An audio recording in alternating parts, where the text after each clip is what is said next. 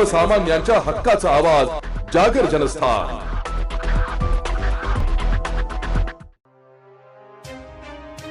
शिंदखेडा तालुक्यातील तापी काठावरील लोहगाव व वसमाणे परिसरात झालेल्या अवकाळी वादळ वारा आणि पावसामुळे मोठ्या प्रमाणात केळी व पपई पिकांचे नुकसान झाले।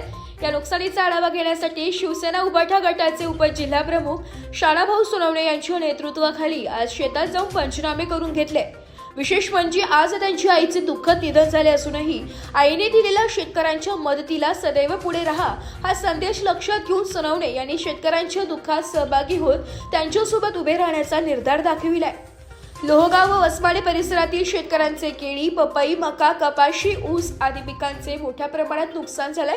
यामुळे शेतकऱ्यांवर आर्थिक संकट ओढवले असून त्यांनी शासनाकडे तात्काळ मदतीची मागणी केली आहे। ठाकरे गटाचे उपजिल्हाप्रमुख शाणाभाऊ सोनवणे यांनी कृषी व महसूल विभागाच्या अधिकाऱ्यांना घटनास्थळी बोलावून पंचनामे करून घेतले। यावेळी त्यांनी सांगितले की महसूल मंडळाने तात्काळ आदेश काढून 2 ते 3 दिवसात सहानुभूती अनुदान वितरित करावे जेणेकरून शेतकऱ्यांना दिलासा मिळेल।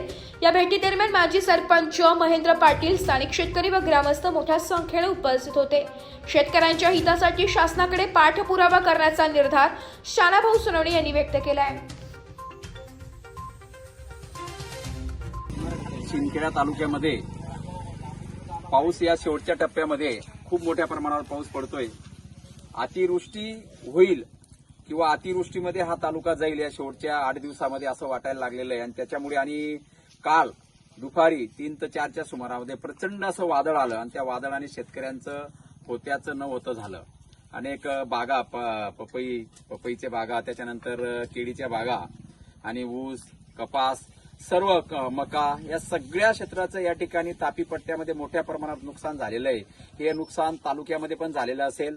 संपूर्ण तालुक्यामध्ये महसूलचे आणि कृषीचे अधिकारी यांनी भेटी देऊन जिथं जिथं जे शेतकऱ्यांचं नुकसान झालं असेल त्याचा तात्काळ पंचनामा करून महाराष्ट्र सरकारला कळवलं पाहिजे आणि महाराष्ट्र सरकारने पण या शेतकऱ्यांच्या पाठीशी भक्कमपणे उभे राहून यांना तात्काळ सानुग्रह अनुदान तात्काळ म्हणजे 2-3 दिवसामध्ये शेतकऱ्यांच्या खात्यावर जमा झालं पाहिजे अशी मी उद्धव बाळासाहेब ठाकरे व महाविकास आघाडी या गटाच्या वतीने सरकारकडे मागणी करतो। जागर जनस्थानसाठी प्रतिनिधी रूपक बिरारी, धुळे।